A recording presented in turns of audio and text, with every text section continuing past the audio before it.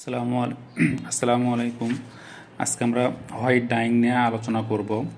তা white dyeing নিয়ে প্রথমে আমাদের যেটা করতে হবে, প্রথমে লিকুইড কেমিক্যালগুলো আমরা ইনজেক্ট দেবো। লিকুইড কেমিক্যাল হচ্ছে ডিটারজেন্ট, সিকুস্টারিং, অ্যান্টিক্রিজগুলো দেবো।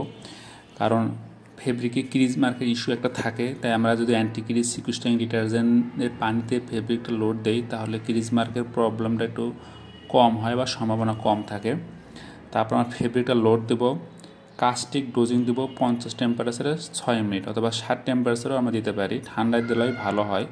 তারপর আমরা স্টিম আপ করবো 70 ডিগ্রি সেলসিয়াস। পার অক্সাইড ডোজিং দেবো 70-তে 6 মিনিট। আচ্ছা, স্টিম আপ 75 করবো। তারপর আমাদের ব্রাইটনার আছে, ব্রাইটনার যেটা থাকবে sign white 4BK, Kami white 4BK, বিভিন্ন ব্র্যান্ডের ব্রাইটনার আছে, সেটা আমরা 75-এ 30 মিনিট ডোজিং দেবো।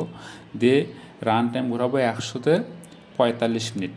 অনেক সময় 98-এ 1 ঘন্টা, 105-এ 40 মিনিট ঘোরানো হয়, সমস্যা নেই। বিভিন্ন ফ্লোরে বিভিন্ন রকমের প্রসেস আছে। অবশ্যই আমরা গ্রেড মেনটেন করে কাজ করব।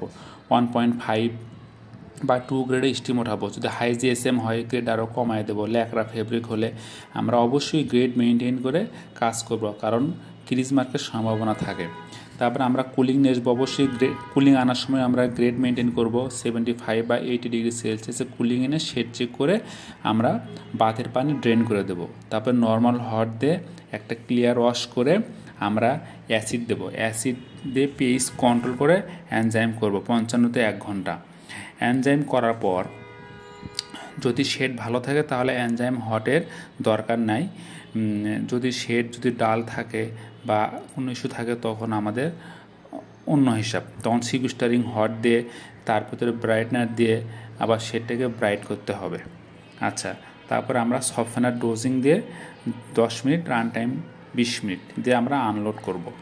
আচ্ছা, এখন আমাদের যদি ফেব্রিকটা যদি ল্যাকড়া সিঙ্গেল জার্সি হয় 240 জিএসএম, 60 জিএসএম বা 180 জিএসএম, অথবা ফেব্রিকটা যদি সিঙ্গেল জার্সি 260, 240 জিএসএম হয়, হাই জিএসএম ফেব্রিক হলে অবশ্যই আমাদেরকে ফেব্রিকটা লোড দিয়ে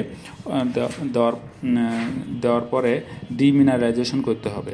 অর্থাৎ ফেব্রিকটাকে ডিটারজেন্ট, অ্যান্টিক্রিজ, সিকুস্টারিং দিয়ে 80-তে 20 মিনিট অথবা 90-তে 20 মিনিট দিয়ে ডিমিনারাইজেশন করতে হবে, খনিজ মুক্ত করতে হবে ফেব্রিকের ভেতরে আমাদের। ডিমিনারাইজেশন মানে হচ্ছে ফেব্রিকটাকে খনিজ মুক্ত করা।